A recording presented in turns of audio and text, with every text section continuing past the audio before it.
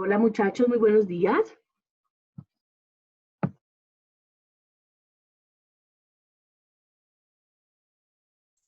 Buenos Buenos días. días.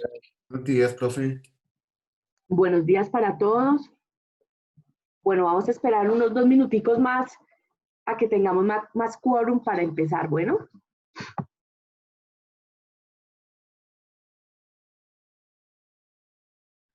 Listo, profe.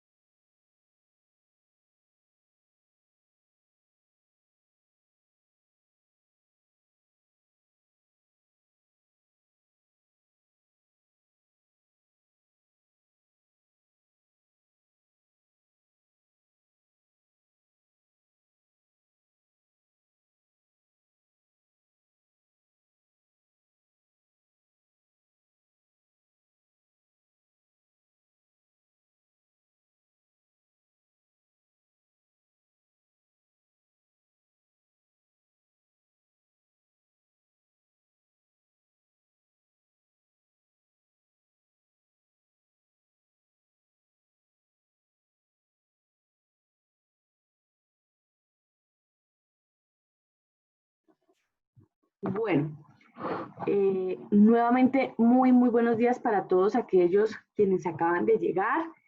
Espero que todos se encuentren de verdad muy bien. Bienvenidos a esta sesión del segundo corte, esta primera sesión del segundo corte. Hoy vamos a tratar de terminar ya toda esta parte histórica para poderle dar paso al contexto internacional y poder empezar a revisar cuál es la estructura del sistema, cuáles son los elementos que componen ese sistema y poder ir entendiendo cómo es que funciona ese contexto internacional a la luz de sus actores. Bueno, antes de iniciar quisiera saber quiénes de ustedes trajeron noticias.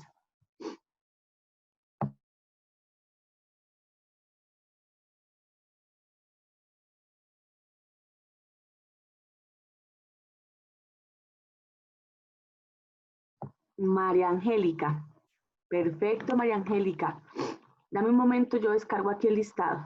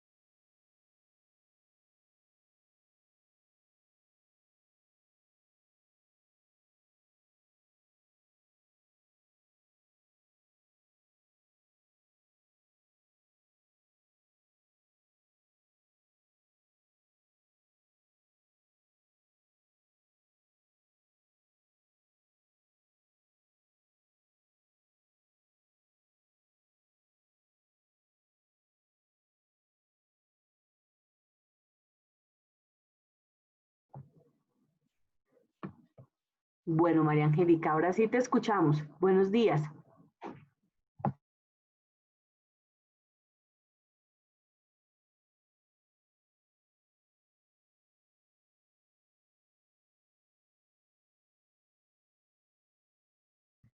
Buenos días, profesora, ¿me escuchan bien?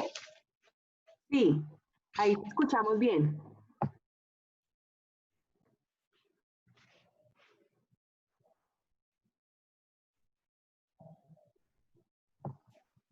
Ahora sí no te escuchamos. Profe, ya, regáleme un momentico, profe, ya. Vale, tranquila.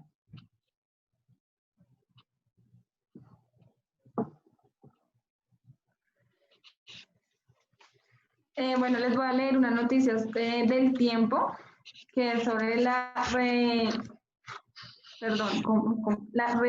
reanudación de los vuelos en el exterior. Entonces dice, a partir de hoy se reanudarán lentamente vuelos al exterior. Las primeras rutas cubren países de la región. Exigencia de pruebas para entrar a Colombia hizo cancelar 8 de cada 10 reservas a Viatur. Un vuelo a Miami y otro que saldrá de Fort Lauderdale,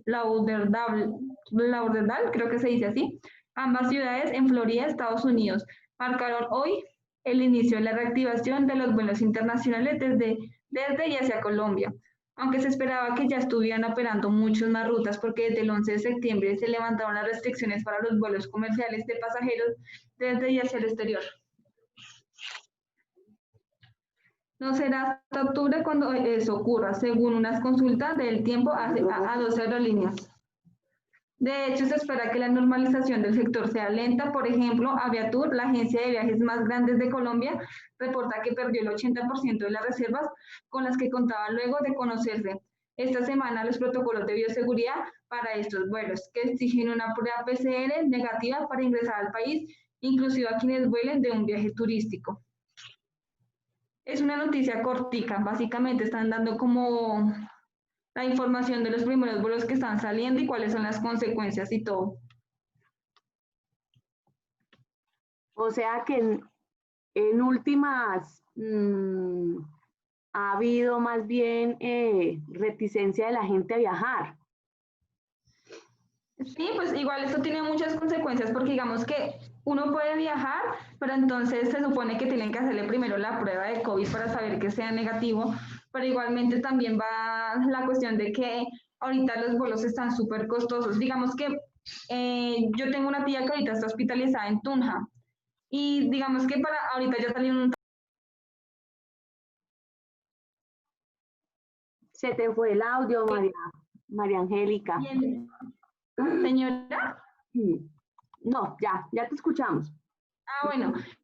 Y en ese caso, por ejemplo, están cobrando 40.000 pesos de Bogotá a Tunja, cuando antes costaba 20.000, están cobrando el doble por la intención de querer recuperar como que las pérdidas que han tenido durante todos estos meses.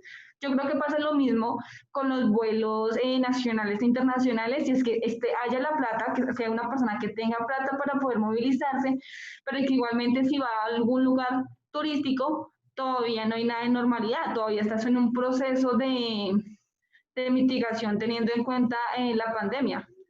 Entonces son muchísimas consecuencias que traen la colación, el hecho de volver a iniciar vuelos, tanto de nacionales o internacionales, porque igual también es el miedo de que no se pueda contagiar más porque todavía no hay una cura en sí segura para que los contagios empiecen a disminuir. ¿Qué te iba a decir? Cuando tú te refieres a que cuesta 40.000 pesos Bogotá-Tunja, me imagino que es el ticket, el transporte terrestre. Sí, señora, me refiero a ese. Ok. Entonces, digamos que si tan solo en el transporte terrestre están cobrando el doble de lo que valía, pues yo creo que deben estar cobrando muchísimo más en aerolínea. Muy seguramente, María Angélica. No, y no creas que la gente también está temerosa, porque como tú bien lo dices, no tenemos vacuna, no tenemos, y antes de vacuna lo que iba a decir es, no tenemos un tratamiento efectivo. Entonces, la gente, por supuesto, trata de estar todavía en cuarentena, preservando la vida. Y no sé los tiquetes aéreos qué tan costosos estarán, pero pues hay que averiguarlo porque si es así, podría ser por supuesto ese otro segundo factor y además la gente tampoco económicamente no está bien como para ponerse a viajar en este momento, ¿no? En su mayoría, pues. Sí, señora, efectivamente es así. Digamos que ahorita la economía está muy mal para muchísimas personas. Y digamos que la gente que tiene plata, que es, digamos, un poquito más consciente que las otras personas, pues ellos saben que no deben de viajar, al menos de que sea muy necesario. Así es, María. ¡Ay, Clara, me estás respondiendo! Bueno, gracias María Angélica por compartirnos la noticia. Vamos a hablar ahorita, perdón, voy a compartirles una noticia que me pareció muy importante. Es sobre el informe de la ONU con respecto a Venezuela. Entonces dice, el informe de la ONU sobre Venezuela devuelve vigor a la presión internacional contra Maduro. El intento del chavismo por recobrar legitimidad con las elecciones legislativas afronta nuevos obstáculos después de que Naciones Unidas acusara al gobierno de crímenes de lesa humanidad. La crudeza de los contenidos del informe de la Misión de Naciones Unidas sobre la situación de los derechos humanos en Venezuela, en el cual se acusa al gobierno de Nicolás Maduro de crímenes de lesa humanidad, añade vigor al Frente Internacional de Presión al régimen bolivariano. En las entrañas del Palacio de Miraflores, de momento, reina el silencio con la salvedad del rechazo manifestado por el canciller Jorge Arreaza. El propio secretario general de la ONU, Antonio Guterres, pidió a Maduro tomarse muy en serio lo que esta investigación plantea. El subsecretario de Estado para Asuntos Hemisféricos de Estados Unidos, Michael Kozak, afirmó que el reporte horroriza. El Grupo Internacional de Contacto ha declarado que respalda el estudio de la ONU sobre Venezuela. El gobierno de España, a través de su ministra de Asuntos Exteriores, Arantxa González Laya, calificó el contenido como preocupante. Y la Organización de Estados Americanos hace propias las conclusiones de la misión de verificación de Naciones Unidas. El líder opositor Juan Guaidó también se refirió al informe al repasar el trabajo de las fuerzas contrarias al chavismo y de la Asamblea Nacional para denunciar los abusos de las autoridades. Calificó de insólito que el gobierno de Maduro siga ocupando un puesto en el Consejo de Derechos Humanos de la ONU en este mismo momento. Ni el ministro de Defensa de Venezuela, Vladimir Padrino, ni el ministro del Interior y Justicia, Néstor Reverol, ni el propio Maduro, 3 de los dirigentes del chavismo señalados de manera expresa en la investigación de la ONU, han respondido al informe. Tampoco el fiscal general del régimen, Tarek William Saab, conocido activista de derechos humanos en Venezuela años atrás. Diosdado Cabello, número 2 del régimen, comentó en su programa de televisión que aquella iniciativa fue pagada para perjudicar al país.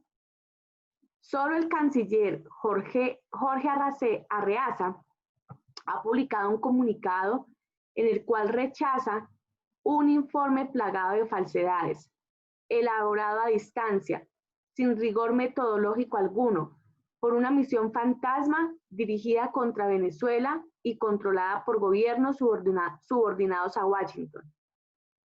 La onda expansiva con las consecuencias del informe de Naciones Unidas comienza a sentirse en el debate político y electoral del país.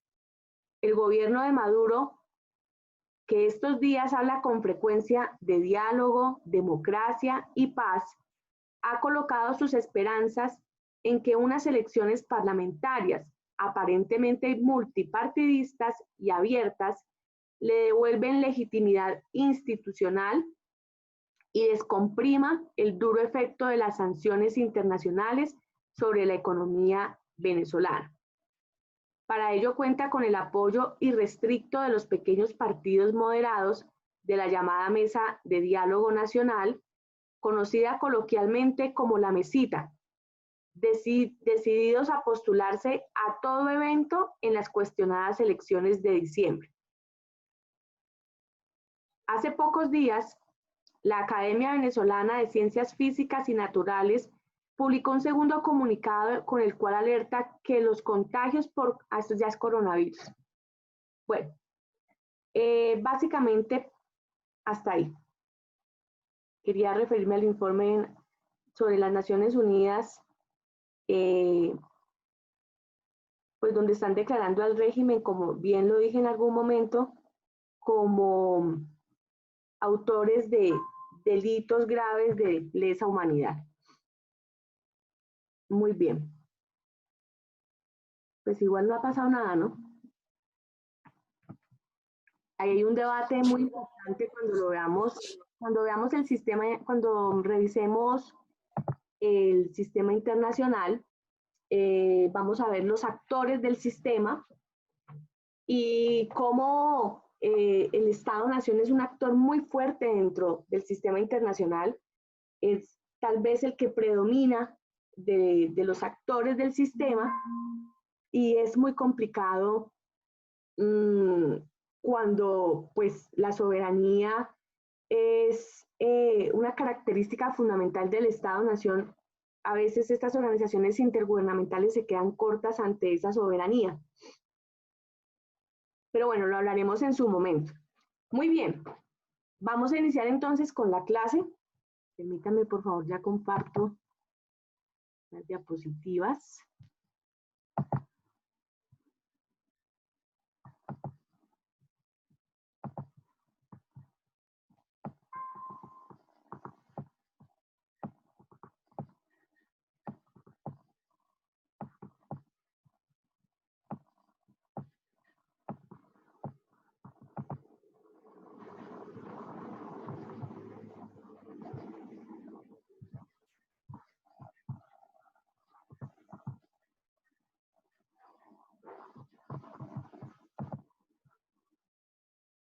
Por favor, me confirman si están viendo las diapositivas.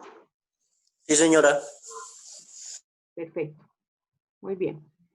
Bueno, entonces,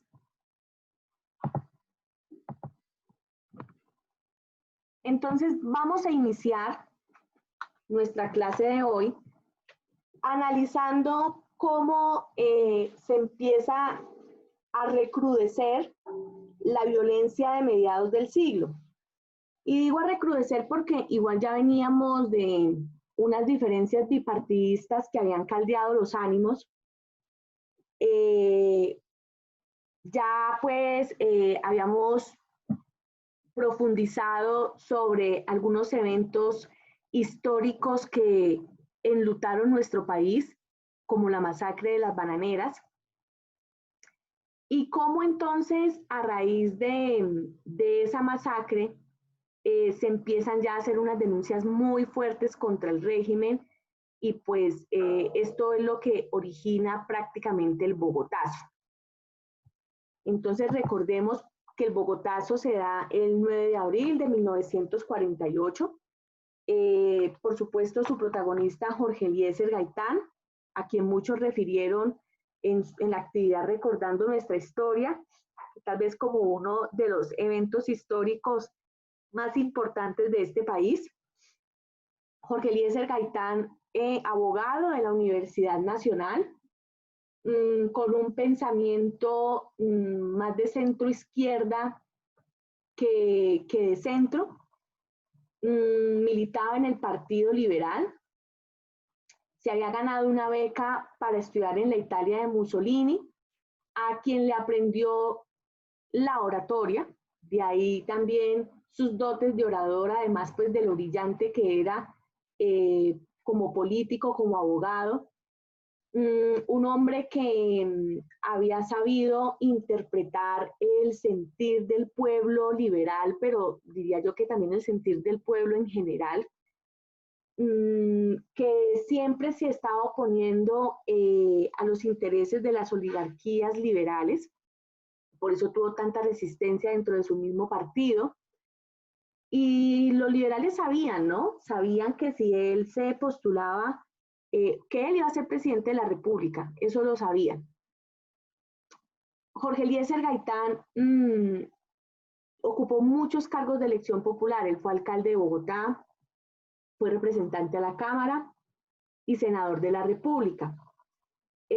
Siendo senador, hace una denuncia fuerte, hace un debate de control político con todo lo sucedido en la masacre de las bananeras, y básicamente en ese debate responsabiliza directamente al gobierno conservador de lo sucedido. De hecho, hay una publicación de él sobre la masacre de las bananeras.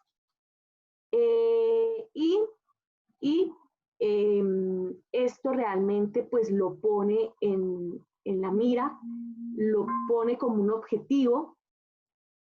Pasa lo que pasa, ya vamos a ver un poco sobre esto. Pasa lo que pasa, lo asesinan. Como todos ustedes recordarán, Bogotá queda semidestruida. Se hace un llamado muy fuerte a todos los liberales del país para que se armen, porque definitivamente hay que combatir el régimen. Y entonces es a causa de esto precisamente que se origina varios grupos guerrilleros. Los primeros fueron los grupos guerrilleros liberales liderados por Guadalupe Salcedo, y después las FARC, y ya pues ahí vamos viendo el resto. Entonces aquí quiero compartir con ustedes, en primer lugar, un audio de la época para que ustedes escuchen cómo se registró en los medios de comunicación la muerte del caudillo Jorge Eliezer Gaitán.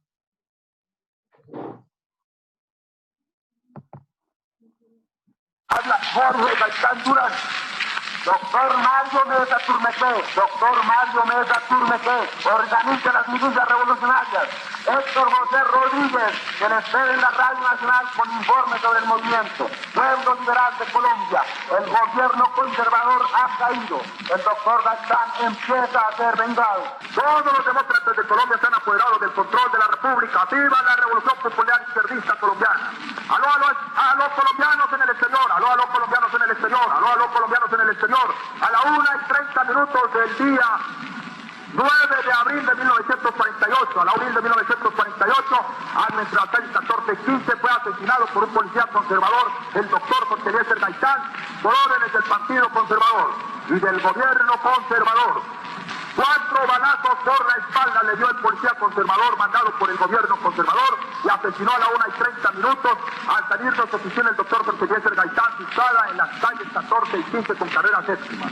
Aló, fuerzas liberales izquierdistas, aló, fuerzas liberales izquierdistas de Colombia. Se han levantado todas las divisiones de la policía en la capital de la República a favor del movimiento revolucionario.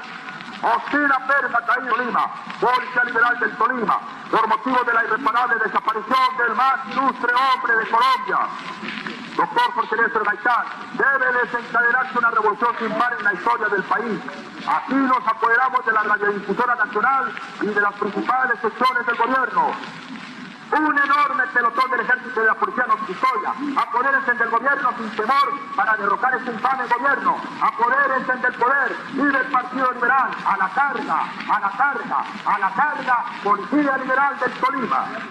Aló, Policía de Bogotá, Policía Liberal de Bogotá. Les leemos el siguiente decreto del Comando de Dirección de Policía Nacional al servicio de la Junta Central Revolucionaria de Gobierno. El Comando de Dirección de la Policía Nacional en Bogotá, al servicio de la Junta Central Revolucionaria de Gobierno, ordena a todas las plazas estar listas para tomar sus sitios en el momento en que se les imparta la orden. Le comunicamos al liberalismo de todo el país que de este momento en adelante, Últimas Noticias queda constituido en el órgano oficial de difusión de la Junta Central Revolucionaria de Gobierno, que opera inmediatamente bajo las órdenes estrictas de su comité ejecutivo. El comité ejecutivo de la Junta Central Revolucionaria de Gobierno ha quedado constituido por los siguientes ciudadanos liberales: doctor Adán Arriaga Andrade, doctor Gerardo Molina, doctor Jorge Zalamea, don Rómulo Guzmán y Carlos Restrepo Piedrahíta.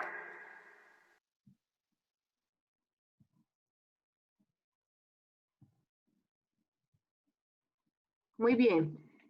Y aquí quiero que veamos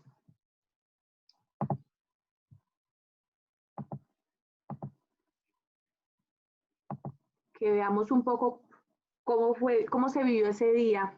En un momento.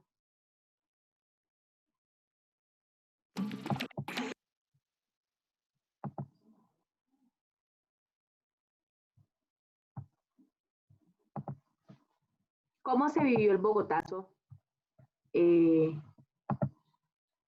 horas después de la muerte de Jorge Eliezer Gaitán? Aquí está. RTBC, sentimos a Colombia. El 9 de abril de 1948, Gaitán es asesinado en la carrera séptima, en el centro de Bogotá, cuando sale de su oficina del brazo de Plinio Mendoza Neira, quien narró el acontecimiento. El supuesto asesino, Juan Roa Sierra, es capturado por el dragoneante Carlos Alberto Jiménez. Excitado y jadeante, no habla. De los cafés comienza a salir gente. Se oyen los primeros gritos, los primeros clamores de venganza.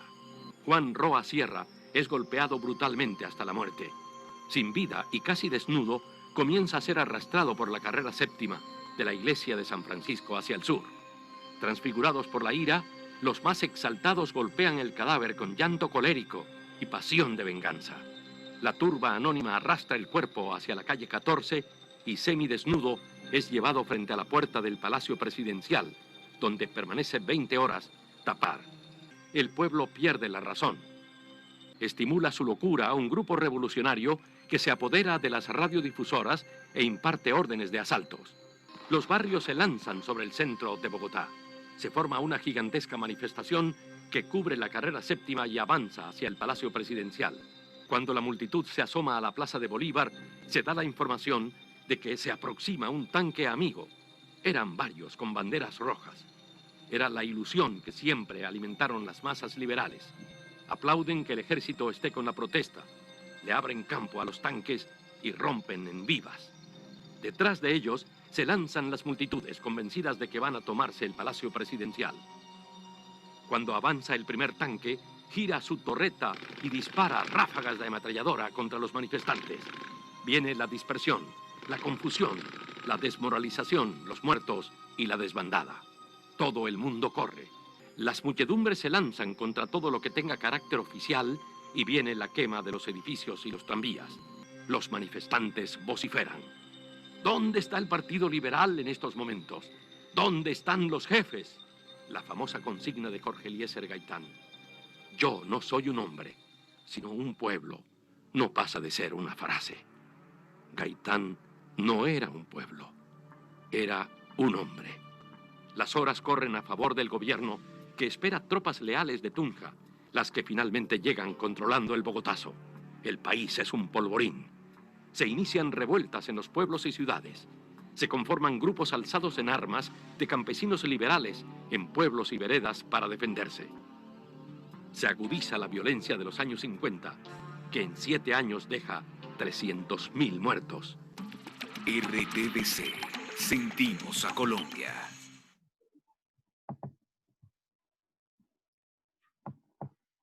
Bueno, muy bien. Entonces, este Bogotazo es el que le da paso a las guerrillas liberales que se conformaron en 1949. Fueron unas guerrillas al mando de Guadalupe Salcedo, como se los había dicho. Algunas, pues, aparecen precisamente también en oposición al gobierno de ese momento de Laureano Gómez, en oposición al autoritarismo conservador del momento, pues recordemos que Laureano había sido un hombre muy radical en sus posiciones, y entonces se sublevan o se levantan en armas más de 10.000 hombres en varias partes del país, en los Llanos Orientales, en Cundinamarca, en el Tolima, en el Magdalena Medio y en Córdoba. El Partido Comunista también conforma sus propias autodefensas y, por otro lado, sectores aliados al gobierno conformaron también un grupo de contraguerrillas. Estaban los chulavitas, que se consideraban la policía secreta del gobierno, y los pájaros, que estaban conformados por campesinos y ciudadanos conservadores que también se rearman para defenderse de estas guerrillas. Entonces, bueno, estábamos en semejante situación. Los partidos tradicionales estaban fracturados por sus luchas internas, y Laureano Gómez decide el 5 de noviembre de 1951 retirarse del poder debido, él dice pues, o alegó motivos de salud. Entonces se retira del 5 de noviembre del 51 hasta junio del 53, designa un presidente encargado y designa a uno de sus ministros, a Roberto Urdaneta. Urdaneta, que era un hombre mucho más moderado del partido, se preocupa por buscar la paz, trató de buscar la paz o la reconciliación, pero definitivamente la violencia se recrudeció, no lo logra, se recrudeció sobre todo en los Llanos Orientales, y muere también un guerrillero liberal en Bogotá, Saúl Fajardo. Esto recrudece mucho más la violencia. Laureano Gómez entonces quiere volver a reasumir el poder en el 53. El presidente designado iba a cederle el cargo a Laureano, pero entonces aparece el general Rojas Pinilla y le dice que por favor no le ceda el cargo porque desafortunadamente si él vuelve a la presidencia se recrudece más la violencia. Urdaneta no acepta. Y entonces ahí cuando el general Gustavo Rojas Pinilla da el golpe de Estado y da el golpe de Estado, pues precisamente para tratar de pacificar un poco el país. Y entonces se instala la Junta Militar en 1953 y no les va mal, no les va mal, dejan unas obras muy importantes durante esos años de gobierno. En la Junta Militar se construye el Aeropuerto Internacional El Dorado, se construye el Hospital Militar, se construye la calle 26, se construye el Centro Administrativo Nacional CAN, se inicia también un proceso de despolitización de la policía, llega la televisión al país y en 1954, precisamente cuando la Asamblea Nacional aprueba la reelección de Gustavo Rojas Pinilla, se aprueba también el voto femenino. Se reconoce el sufragio femenino. El general Gustavo Rojas también aprovecha para crear un movimiento político denominado la Alianza Nacional Popular, la ANAPO, con el que tiempo después él va a postularse a la presidencia de la República. La oposición empieza a acusarlo de censura, de que había cerrado algunos medios de comunicación que estaban en oposición al gobierno, lo acusan de que aumentó impuestos, lo acusan de que hubo un saqueo de oro y de platino y que ese saqueo fue a parar en las manos de Estados Unidos. Y entonces, en últimas, pues a él le toca renunciar en 1957 porque le hace un paro cívico enorme, básicamente la clase empresarial y la clase política del país. Y entonces allí es cuando cobra vigencia el Frente Nacional, se reúnen Alberto Lleras y Laureano Gómez, firman el Pacto de Benidorm. Es un pacto el pacto que le da inicio al Frente Nacional, en el cual se acuerdan varias cosas. En primer lugar, que el candidato presidencial debe ser elegido por un acuerdo bipartidista. Segundo, que la distribución burocrática en las tres ramas del poder público deben quedar en manos de liberales y conservadores. Asimismo, una distribución igualitaria entre los dos partidos en las curules de Cámara y Senado. Y que definitivamente no pueden participar otras fuerzas políticas dentro de las elecciones pues, que se dieron en el Frente Nacional. Entonces, pues básicamente ese es un acuerdo, es un periodo absolutamente antidemocrático, que es lo que genera la reacción y la conformación de varios grupos guerrilleros. ¿Quiénes fueron los presidentes? Bueno, en primer lugar, Alberto Lleras Camargo inicia la presidencia del Frente Nacional del 58 al 62. Luego Guillermo León Valencia Caucano del 62 al 66. Y aquí en este periodo es donde inician las FARC, igual que el ELN. Carlos Lleras Restrepo del 66 al 70. Y Misael Pastrana Borrero del 70 al 74. Elección muy cuestionada, porque cuando se dan cuando se hace el tema de elecciones en esa época, aspira por la ANAPO el general Gustavo Rojas Pinilla, y ahí pues sucede el fraude. Se dice que el día de las elecciones el país se acostó con un presidente que era el general Gustavo Rojas Pinilla. Esa noche se va la luz y al otro día el país amanece con otro presidente, Misael Pastrana Borrero. Años después se ha conocido que sí hubo un fraude en Nariño, en el departamento de Nariño, y que es ahí, por supuesto, donde le dan la victoria a Misael Pastrana Borrero. Finalmente, pues el Frente Nacional termina por una reforma constitucional. aunque pues en la práctica dicho acuerdo terminó en el año 1986. Se decía que en el 78 el partido perdedor debía recibir una cuota adecuada y equitativa del poder, pero con la presidencia de Virgilio Barco los conservadores no aceptaron el ofrecimiento burocrático por considerarlo insatisfactorio, y entonces pues básicamente ahí es donde ya se termina ese acuerdo burocrático, por decirlo así, o parte de ese acuerdo burocrático del Frente Nacional. Posteriormente, entonces, surgen a raíz de, en primer lugar, a raíz pues de este periodo bipartidista, empiezan a surgir los grupos guerrilleros. Entonces, en primer lugar, tenemos a las FARC.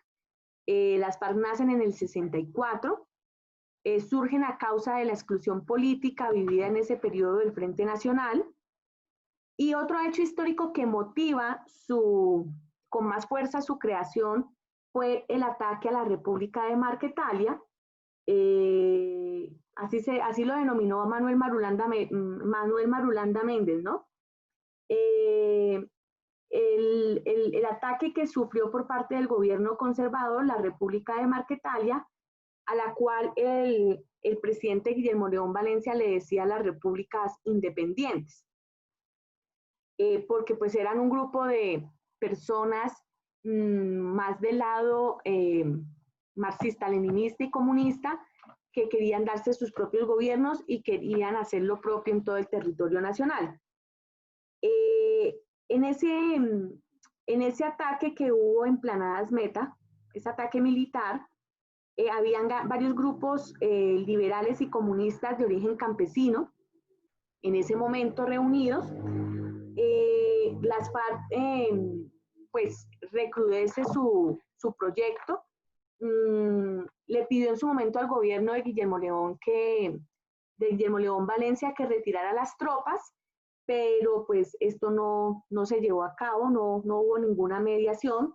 Ellos entonces extreman su organización, una organización compuesta básicamente por campesinos del país, con una ideología basada en el marxismo-leninismo y en el bolivarianismo.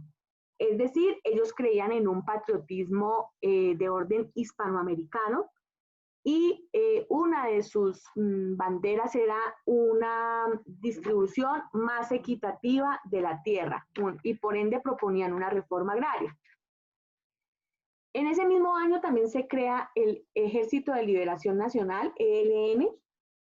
Precisamente surge cuando numerosos movimientos religiosos y estudiantiles venían inspirándose en nuestro país en la Revolución Cubana. Se crea un movimiento de 18 jóvenes, de 18 estudiantes, alrededor de este grupo, denominado Brigada Pro Liberación José Antonio Galán. Recordemos que José Antonio Galán fue ese socorreño que se opuso a los nuevos impuestos que venían de la monarquía, y esto pues le costó su vida porque fue condenado a la pena de muerte. Entonces estos 18 estudiantes que se unieron en torno a esta brigada viajan a Cuba becados por Fidel Castro y empiezan a beber de las ideas de la revolución. Ahí estaban jóvenes del Partido Comunista, jóvenes del Movimiento Revolucionario Liberal, jóvenes del Movimiento Obrero Estudiantil y del Movimiento Campesino. Y hay que destacar uno de sus miembros importantes es el padre Camilo Torres, catedrático de Sociología en la Universidad Nacional, que impulsa el estudio de la teología de la liberación. La teología de la liberación era una corriente ideológica que tenía dos premisas. En primer lugar, decía que el Estado debía volcar todo su gobierno hacia los pobres, que el centro de atención debía ser los pobres en el país para tratar de igualarlos en oportunidades. Y segundo, que la ciudadanía tenía que tomar conciencia de que se debía liberar de cualquier tipo de esclavitud y de cualquier tipo de explotación, porque solamente así se podía vivir en libertad y se podía decir lo que se pensaba y constituir los gobiernos que se quisieran constituir. Una guerrilla también de extrema izquierda, marxista-leninista, con un componente militar mucho más fuerte que las FARC. Luego viene el Ejército Popular de Liberación, el EPL, en 1967.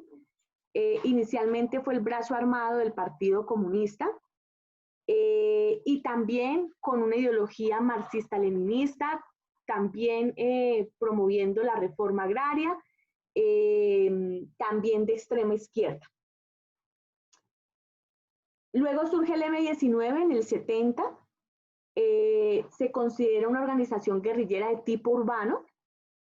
Surge precisamente a raíz del fraude que se dio en las elecciones presidenciales del 19 de abril del 70, donde ganó Misael Pastrana Borrero sobre el general Gustavo Rojas Pinilla.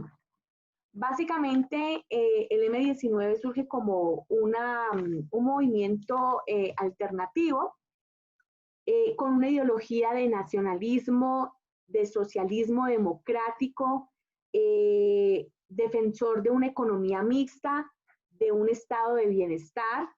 Si bien ellos consideraban que tenía que haber una economía mixta que vinculara un poco el capital, también preveían que el Estado tenía que propugnar por una intervención en ese capital, es decir, hablaban de un capitalismo de Estado.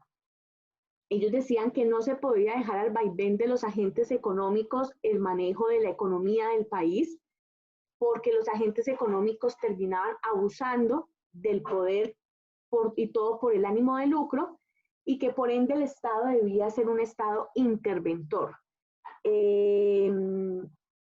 Que el Estado además debía de ser un estado de bienestar, que tratara también de igualar las condiciones para la sociedad, precisamente en búsqueda de una equidad.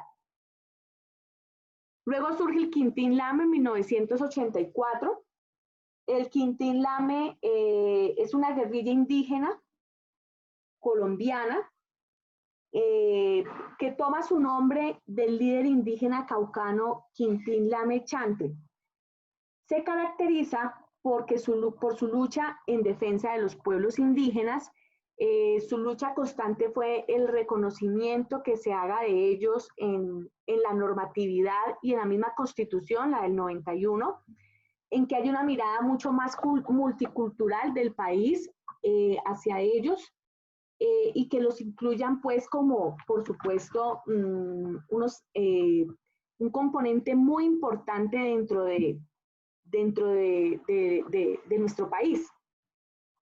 También ellos defendían el tema de la tenencia, de la lucha de la tierra, luchaban por esta tenencia contra los terratenientes, decían que habían sido despojados de las mismas cuando pues ellos habían sido dueños desde la Colombia precolombina, y que las tierras estaban mejor en sus manos porque ellos conocían el ciclo de vida de la tierra, no la sobreexplotaban, y por supuesto lo que hacían era cuidarla porque entendían que era la madre de todos. Entonces, bueno, surgen estos movimientos guerrilleros y paralelamente en los años 70 surge el narcotráfico. El narcotráfico empieza a finales de los 70 y comienzos de los 80 con la bonanza marimbera.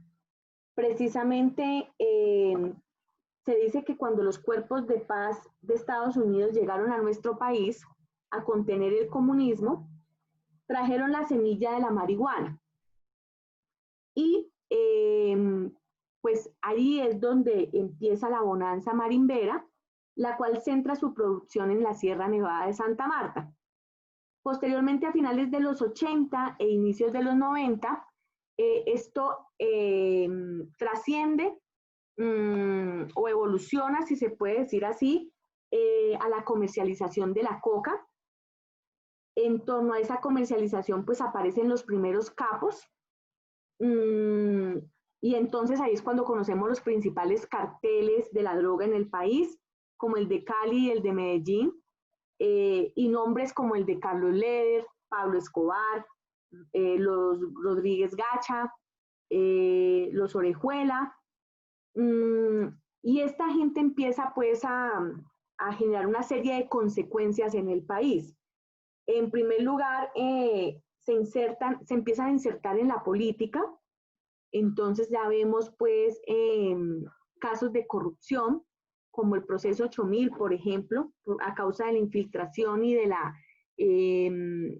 la financiación de la campaña de Samper en ese momento. Empieza a haber también, ellos mismos también hacen parte de estos cargos de elección popular.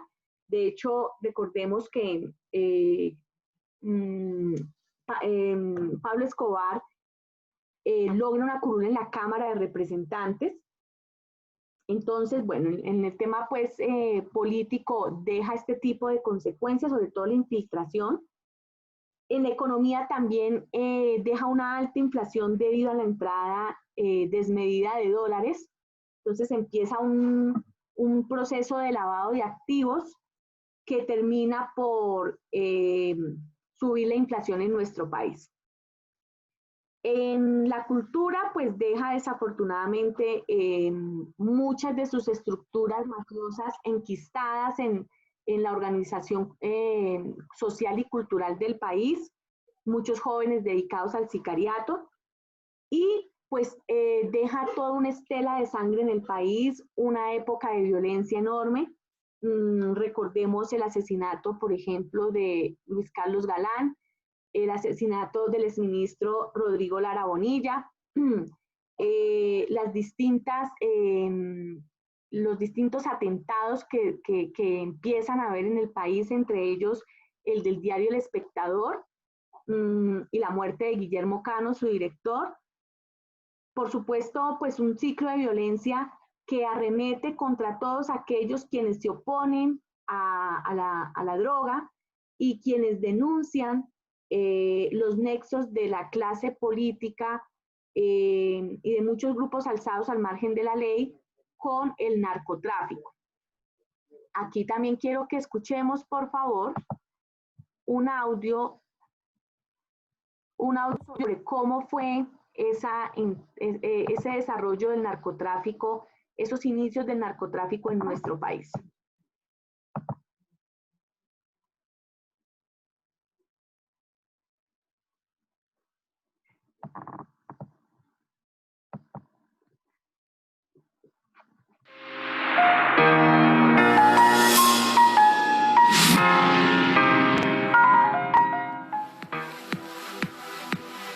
Bienvenidos a la temática el narcotráfico. Comencemos con la violencia bipartidista en los años 50, después del asesinato de Jorge Eliezer Gaitán, pasando luego por la violencia generada por el surgimiento de las guerrillas en los años 60. Posteriormente, en los años 70, surge este personaje del cual vamos a hablar, que es el narcotráfico, precisamente, y en los años 80 surge el paramilitarismo. Así que el contexto que va a dar lugar al narcotráfico es un contexto que está marcado, definido por la violencia permanente en nuestro país. Y algo muy importante de tener en cuenta es que a lo largo de la segunda mitad del siglo XX esta violencia se empieza a degradar. Entonces vamos a observar junto con el narcotráfico secuestros masivos, el terrorismo, desaparición forzada, magnicidios, genocidios, etcétera, que es lo que va a inaugurar precisamente parte de lo que es el siglo XXI. El objetivo principal entonces de esta temática es mirar cuáles son aquellos factores que han determinado el surgimiento y el desarrollo y el auge del narcotráfico en Colombia y cómo ha determinado de alguna manera el impacto, cómo ha impactado en todos los aspectos de la vida de los colombianos. El narcotráfico empieza, podríamos decirlo de alguna manera, en los años finales de los 60 y principios de los 70 con la bonanza marimbera. La marihuana es la que entra principalmente en esta década de los finales de los 60 y los 70 a Colombia por la Sierra Nevada de Santa Marta. Según testimonios, según la historia cuenta que son los cuerpos de paz venidos de los Estados Unidos para contener el desarrollo del comunismo en América Latina, quienes van a traer la semilla de la marihuana y se va a extender por Colombia, pero el foco de producción va a estar en la Sierra Nevada de Santa Marta. ¿Qué es lo que va a hacer que se extienda estos cultivos de la marihuana? Va a ser que va a ser producido por el hecho de que la producción de algodón va a tener una crisis, el algodón, y la producción de telas también va a sufrir. Entonces, de alguna manera se va a cubrir ese vacío económico con la producción de la marihuana. Sin embargo, la producción de la marihuana tiene sus digámoslo así, sus lados negativos, en el sentido en que para ganar dinero, para generar producción y capital, se necesita mucho más, digámoslo así, producción. En cambio, la cocaína es más poca y genera mayor dinero. Entonces, para el transporte de la marihuana se requería mayor dinero porque pues, era más el contenido. Entonces, la bonanza marimbera va a ser uno de los protagonistas que va a iniciar el tema del narcotráfico. En segundo lugar, uno de los protagonistas claves son estos personajes que empiezan a surgir gracias a la cocaína, que ya se empieza a gestar a finales de los 70, principios de los 80. A estos personajes se les ha llamado los mágicos, y se les llama los mágicos porque de un momento a otro, sin tener nada, pasan a tenerlo todo: haciendas, fincas, caballos, ganadería, etcétera, porque se convierten en unos personajes que van a determinar la vida y la cotidianidad del país. Como vemos en la imagen, está la hacienda Nápoles, que es una hacienda que adquirió Pablo Escobar de 3.000 hectáreas, y vemos en la parte superior la avioneta con la cual Pablo Escobar hizo su primer transacción y su primera negociación de cocaína. Entonces, estos personajes llamados los mágicos van a tener una incidencia importante en la vida social y en la vida cultural de las poblaciones, incluso financiando programas cívicos, generando procesos de corrupción masiva, incidiendo en campañas políticas, etc. Los carteles, de alguna manera, ya para los años 80 se convierten en la forma y en la consolidación económica de la producción de la cocaína. El cartel de Cali y el cartel de Medellín van a ser los grandes protagonistas, con Carlos Leder, Pablo Escobar, con los Rodríguez Orejuela y con el clan de los Ochoa. Van a ser los protagonistas de esta historia del narcotráfico en Colombia. Algunos capturados y llevados a extradición, y otros dados de baja pues, en un proceso pues, de captura. Tranquilandia se convierte en una etapa crucial en esta época y en esta historia del narcotráfico. Tranquilandia va a ser, digámoslo así, la apoteosis de la producción de la cocaína. En 1984, el gobierno de Colombia logra detectar uno de los laboratorios más grandes, más importantes de producción de cocaína en Colombia, con alrededor de 9, 8 pistas de aterrizaje, alrededor de varios pues, laboratorios, y una producción de toneladas, cantidad de toneladas de producción de cocaína.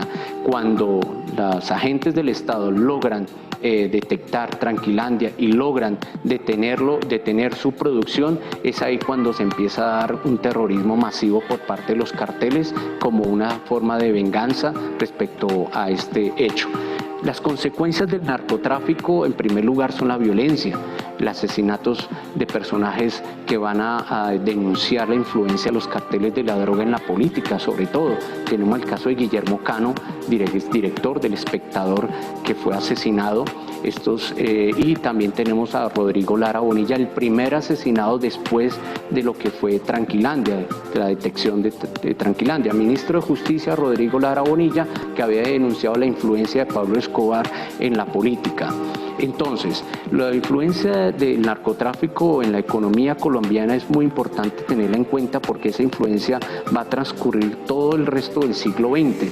Tenemos una alta inflación producto de la entrada masiva de dólares, un alto lavado de dinero, lavado de activos, que va a implicar la compra de equipos de fútbol como en este caso Millonarios o el Nacional con Pablo Escobar, Millonarios Gonzalo Rodríguez Gacha, si se apropia de este equipo, lavado de activos, compra de grandes haciendas, sobornos. Entonces la economía colombiana se va a ver permeada por los dineros del narcotráfico, por ejemplo con la industria de la construcción. Estos personajes como Pablo Escobar van a influenciar la vida de las comunidades, fundando barrios, por ejemplo, y ganándose el afecto y la amistad de los pobladores. Entonces, las consecuencias en la política son varias, muy importantes. Primero, la corrupción, la infiltración en campañas políticas, el asesinato, genocidio y de líderes políticos importantes, incluso opinadores de la prensa, muy importantes también, el soborno a candidatos presidenciales, en este caso influenciados por el cartel de Cali. Se considera que la campaña de Samper estuvo influenciada por el cartel de Cali, entonces tenemos ahí el proceso 8000 y otra serie de características e influencias más en la vida política.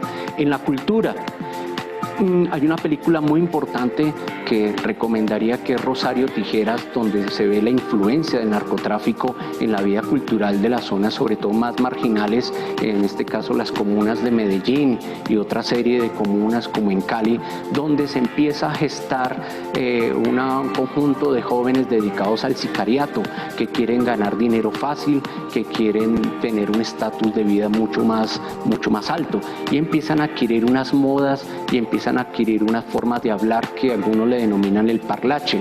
En este caso, el narcotráfico va a incidir también en otras músicas que empiezan a escucharse con más fervor acá en el país, como los corridos, por ejemplo, como la música norteña, y de alguna manera el estatus, la forma de vida que adquieren estos capos llamados patrones, y que se convierten de alguna manera en estilo de vida que va a incidir en las personas, y un modelo de vida va a ser muy importante para la transformación cultural de la sociedad colombiana.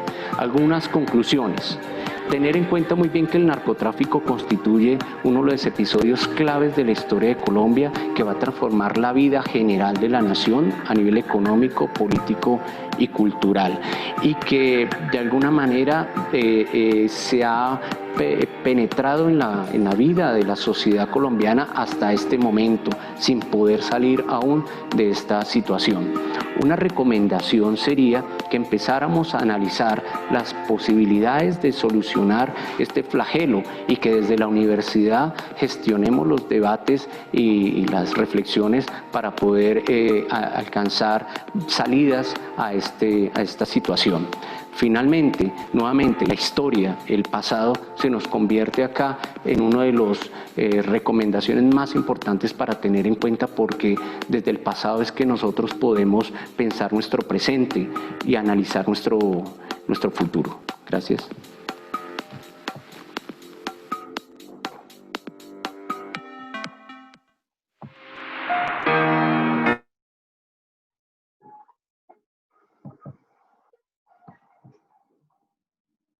Sí, efectivamente, como él lo dice, ese es un debate que hay que seguir dando desde la universidad. Hay muchas propuestas sobre la mesa. Álvaro Gómez lo dijo en su momento, como visionario, como un estadista, y es que definitivamente había que legalizar la droga si se quiere acabar con este flagelo del narcotráfico, porque definitivamente no hay otra manera de competir con los precios del narcotráfico, sobre todo. Y pues generar toda una cultura de responsabilidad, por supuesto, en la gente, así como con el cigarrillo, con el trago. Pero bueno, esos son debates que se tendrán que dar que se tienen que dar en la universidad, y bueno, que en su momento pues se discutirán con más profundidad. Eso sería todo por hoy, muchachos. No sé si tengan alguna pregunta. Por mi parte no, profe. Perfecto. No, señora. Bueno, Laura, bueno, muchas gracias entonces a todos. Nos vemos en 8 días, si Dios quiere. No olviden que tenemos el canal de YouTube donde están grabadas las clases, para que por favor pues las estén revisando. Y por supuesto que esta quedará grabada también y publicada en el canal de YouTube. Un abrazo para todos, cuídense mucho, buen fin de semana y nos vemos en 8 días. Que tengan una muy buena Gracias, profe, buen fin de semana. Gracias, profe. Que descansen. Gracias.